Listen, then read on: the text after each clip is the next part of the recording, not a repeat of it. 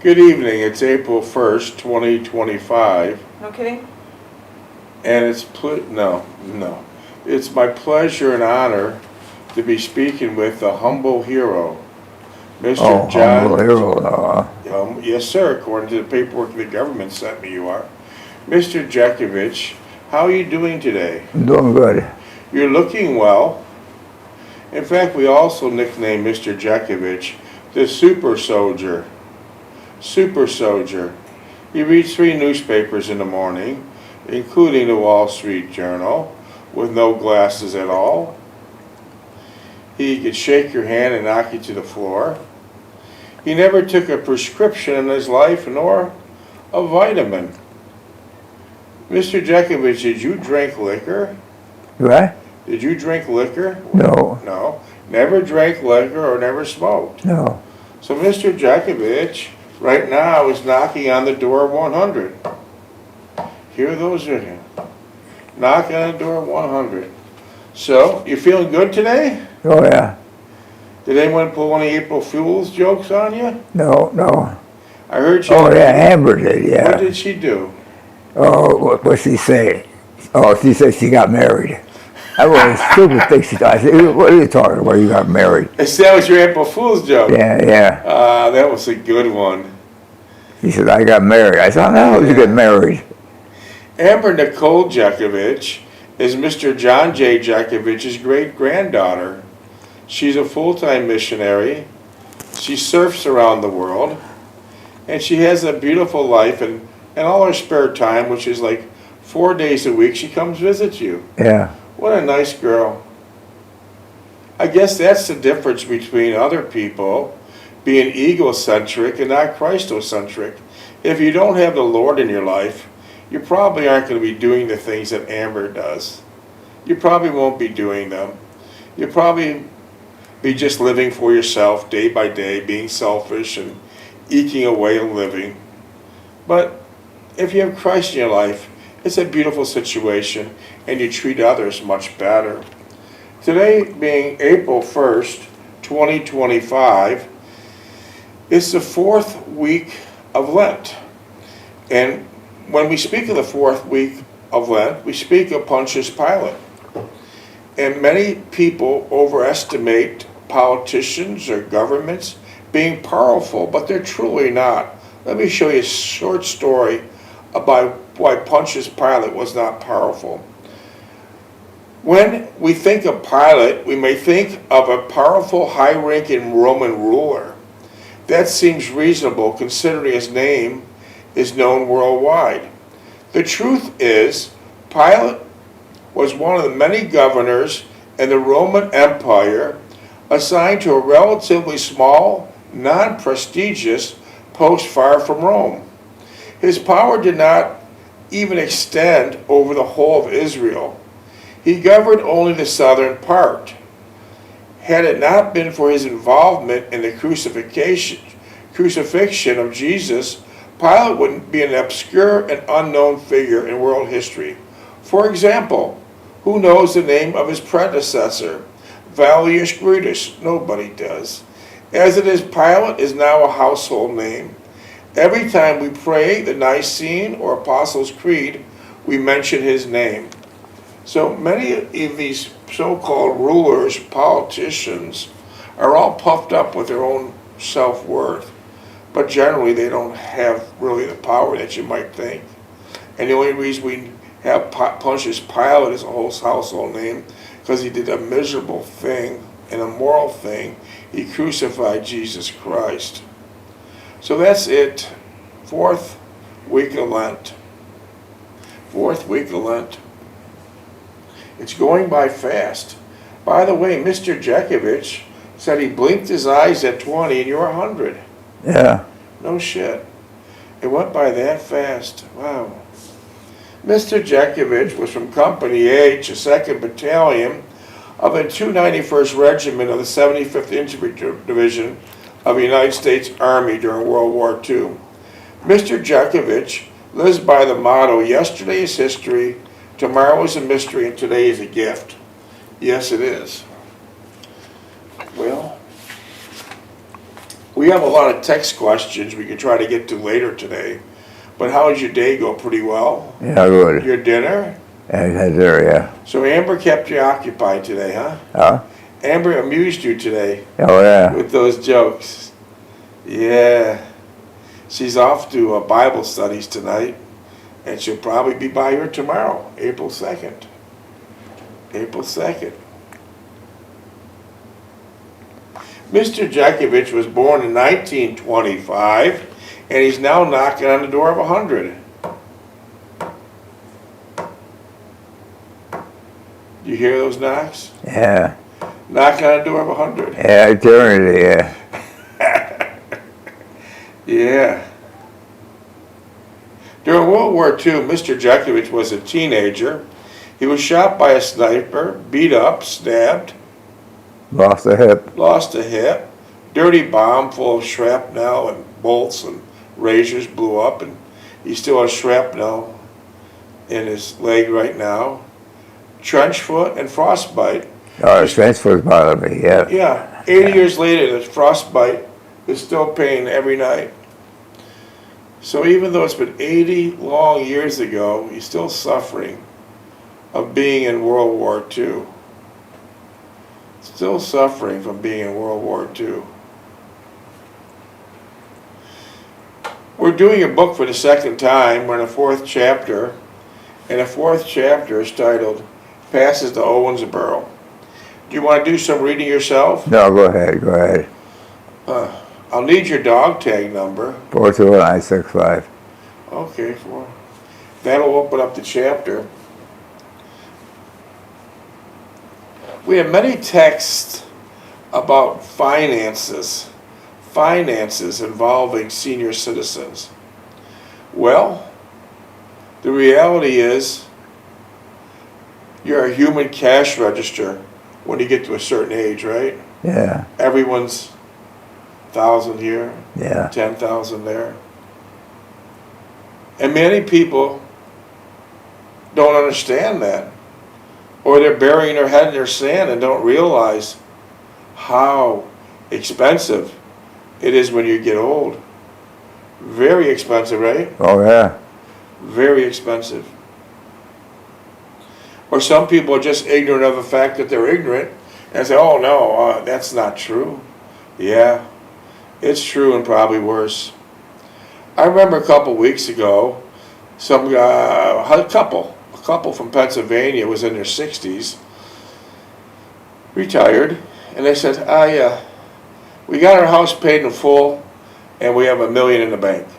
And they were kind of proud of that fact. They said, we have our house paid in full, I have $1 million in the bank. And I told them directly, I would not want to be you. I would not want to be you. They couldn't understand it. But let me lay out a couple examples.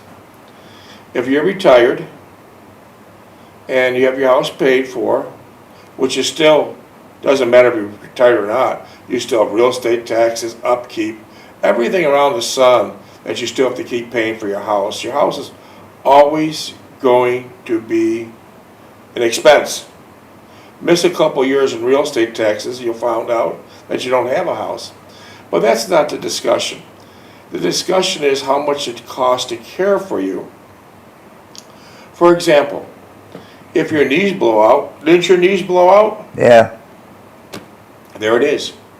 You jogged for 80 years, you trade off good health, but your knees blew out. Once your knees blow out and you're living at home, you need one hell of a staff. Let's not misunderstand that. You need one hell of a staff. The frostbite didn't help either. And having frostbite didn't help either. And then the knee that crushed. Pardon? When he parachuted out. Yeah, he parachuted out too and hurt his knees. Is that what? Frostbite didn't help your situation either. No. And then when you hurt your knees in World War II, but 80 years of running on the pavement, your knees blow out. Okay, so this couple, if their knees blow out, you're going to need a lot of help at home because now you need help cooking, using the bathroom, getting dressed, being pushed around in a wheelchair. And the list is very long. So for example, if your knees blow out and you're elderly, it'll cost you a minimum of $40,000 a month to just survive. That's not luxurious living. That's survival. Why cost so much? Okay, let's go through it. You'll need 2 people at all times to help you with the bathroom and take care of your well-being. And keep in mind, there's going to be 3 shifts, 8 hours a day, 30 or 31 days a month. And now you need backup employees because many of them will get sick, won't show up, and no one's going to work 7 days a week. So you'll need about 8 to 9 people helping you.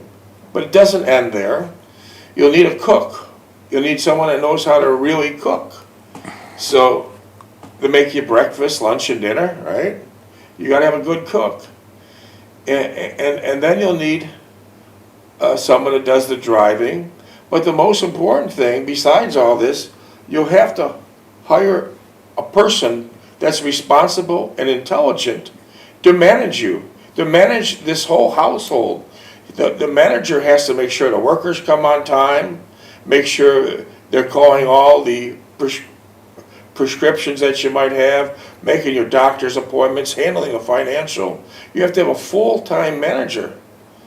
A full-time manager. Managing the cook, managing the drivers, managing all the help. Because you just can't sit there alone and say, oh, they're going to come in. It doesn't work like that. You need someone on the ball, intelligent management person to oversee it.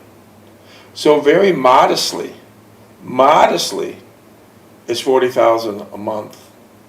And that's not luxurious living. That's bare essentials. Then you still have to pay your food, your help, vacation for the help. It's a long list. It's a big, long list. So the person that said they had their house paid for and they have $1 million in the bank, $40,000 or $50,000 a month, in 2 years, you're flat ass broke. So if you don't get any sickness, sure, you probably do all right. But if you get your knees blown out, you're going to pay the price. And you're going to pay every single month, right, Mr. Jeckovich? Yeah. You'll become a human cash register. And that happens to, I'd say, 90% of the elderly. And no one escapes. Everyone thinks they're going to escape from being old. You're not. Father Time will get you. Right? Yeah. Fucking Father Time is going to whip your ass. Now, Mr. Jeckovich is 100 years old. Look at perfect health he's in. It's amazing.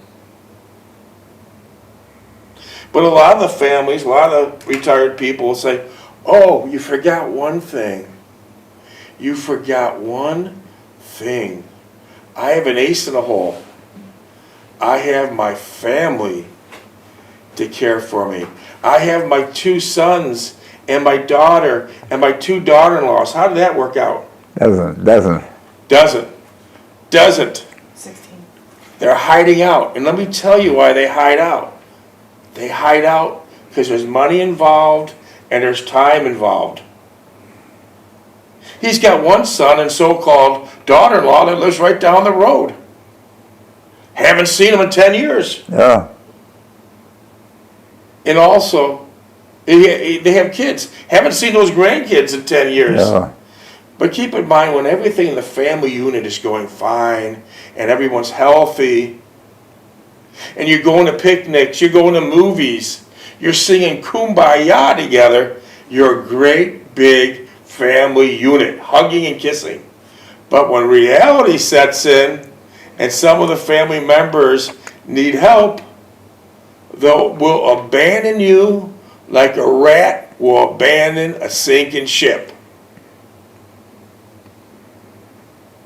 They will abandon you like a rat will abandon a sinking ship. These relatives that have hiding out, we don't know really if they're dead. We don't know if they're in prison. We don't know nothing about them. No. Have you heard? Haven't had a drug case for 10 years. Yeah, we don't know. Are they dead? Are they alcoholics? Are they drug addicts? Are they in prison? We don't know. We don't know. But we do know they're not honorable people. We do know they're not honorable people. Many times when a man marries an undesirable lady, it ruins his life too. Because this happens all the time. A lady marries undesirable lady marries a man, and then she doesn't want him to take care of the man's mother and father, the man's anything. And if the dummy listens, he ruined his life. Remember, the 5th commandment is honor your mother and father. What does that mean? That means when your parents walk in the room, stand up. And never call your parents by their first name. And if your parents are wrong, don't say they're wrong. You might make a kind suggestion, but you don't abruptly say it. Stand up when they come in the room. Never use their first name. If you do not honor the 5th commandment, that's a mortal sin. I got news for you. Oh, I got news for you. It's not going to be fun. You'll go straight to hell. And now that you're hiding out and going to the beaches and eking away a living, you think it's good, huh? No, it won't turn out to be good. This man sent me a note that he wanted me to read out loud pertaining to one of his associates or friends that put his mother into an old folks home. It was a very interesting story he sent me, and the reason why I was reading this, it reminded me of his so-called, Mr. Jeckovich's so-called two daughter-in-laws, 2 sons that abandoned him, and 1 daughter that abandoned him. Let me read this story. This might be the future of those people. This is an interesting story this fellow sent to me. A son took his mother to an old age home when he visited her from time to time. Time to time visits, huh? Time to time. These people never did time to time. They're just fucking hiding out. Here it goes. Respect your parents. After his father's death, the son decided to leave his mother at an old age home and visit her on and off. Once he received a call from the old age home, Mom was very serious. Please come to visit. So the son went and saw the mom, very critical, on her dying bed. Now keep in mind this, a lot of these people that have no Christ in their life, they abandon their mothers and fathers, and many times what they do is they don't care for them, but they'll go on the dying deathbed and they'll put their face next to them and take a picture. They'll go for what's called the death shot. The death shot. They'll take a picture and they'll put it all over the internet. Oh, my mommy and daddy died. Oh, I miss them so much. Well, you're a compulsive liar. Yeah. Because what happens? They didn't take care of them when they're lying. Yeah. But now they're looking for sympathy. Yeah. We're getting sympathy all day long that this lady misses her daddy or her mommy, but she never took care of him when he was alive. No. So, yeah, never. So you go in for the death shot, you post it all over, and you pretend you're a great person. You pretend you're a great Christian, but the only thing you are is a sociopath with no empathy. So let's continue the story. Son went to saw the mom, very critical on her dying bed. Probably he did a death shot too. He asked mom, what can I do for you? She's dying, what can I do for you? A little bit late, huh? Yeah. A little bit late. Low-life bastards. Mom replied, listen to this, this is good how mom replied. This is the good point. Mom replied, install fans in the old age home. There are none. Also put a fridge for the betterment of food, because many times I slept with no food. It gets better. It gets better. Son was surprised and asked the mom, while you were here, you never complained. Now you have few hours left to live, and you told me all this. Why? So why is the mother telling him to do all these things to the old folks home that probably a rundown shithole, right? Yeah. And this is how the mom replied. This is the best part of them all. And that's why I hope these relatives are listening, because this is your future. This is your future. Mom replied, "It's okay, dear. I managed with the heat, the hunger, and pain.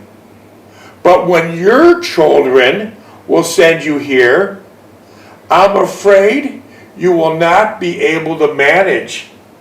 So the mother's saying to the absentee son, I want to get this thing done, because when your children send you here, you won't be able to manage it, right? She warned him to take care of what I left behind, and said this is why she wants to modernize the old age home, because she feared that one day, perhaps, his children would abandon him there, and he would experience what she did. Now this is the grand finale. This is what I say to all these relatives who abandoned like a rat on a sinking ship, like a rat would abandon a person on a sinking ship. Here's the final words. What you give is what you get. Yeah. Ha! What you give is what you get. Yeah.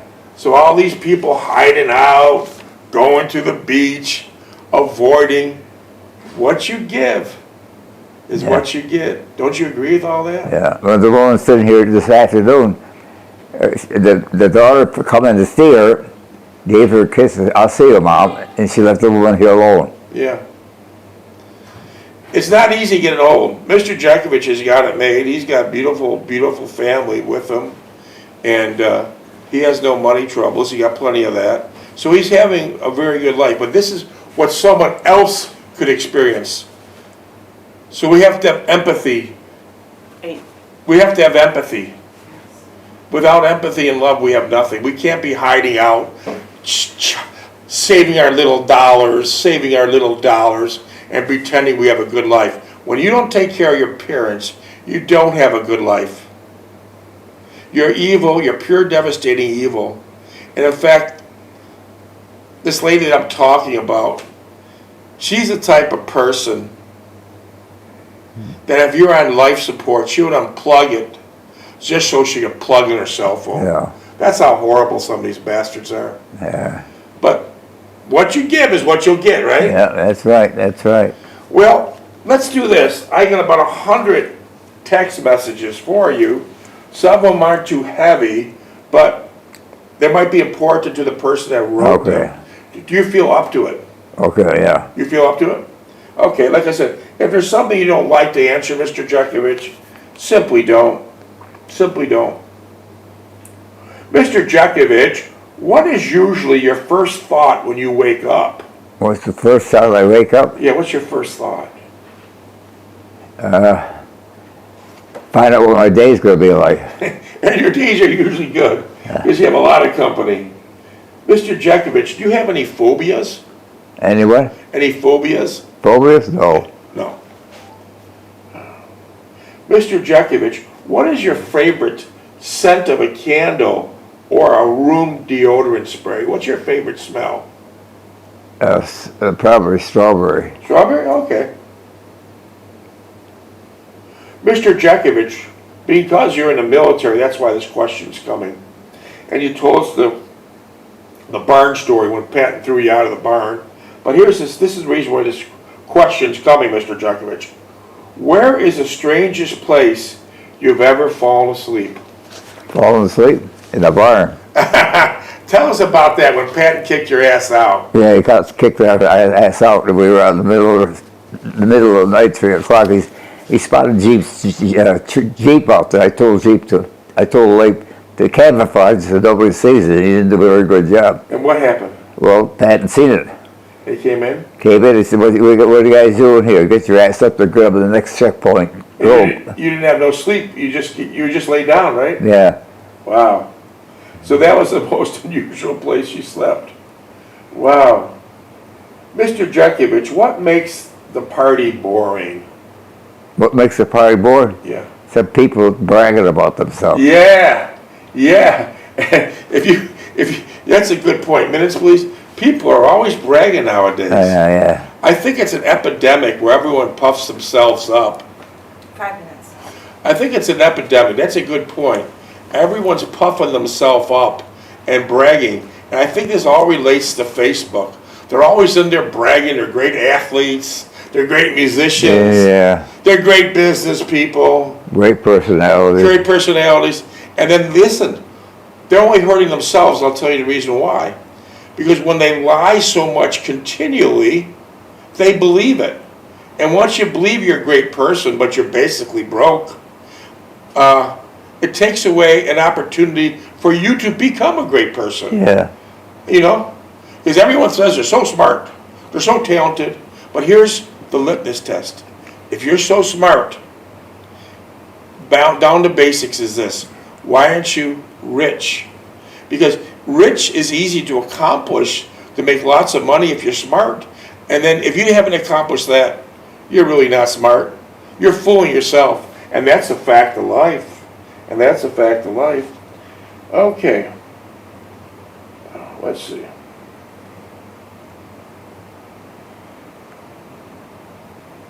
Mr. Jeckovich, if the local newspaper were running a story on your life, what would the headline say? What? If a local newspaper was running a story You want the about headline? what would the Yeah. headline about you say? World War II's World War II's entire life. I love that, yeah. Mr. Jeckovich, when you were a boy on 3063 Orleans Avenue, Niagara Falls, New York, there was many vacant houses on your street. Oh yeah, I can see. Dirt roads. Dirt roads, right? Yeah. This is why this question's coming to you. When you were a boy on 3060 Orleans Avenue, did you raise chickens for fresh eggs?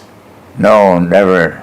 I wonder why you didn't. That would have been a great opportunity to. The woman across the alley had chickens. Yeah. Did you ever have their eggs? No, no. Mr. Jeckovich, where does your ancestors come from?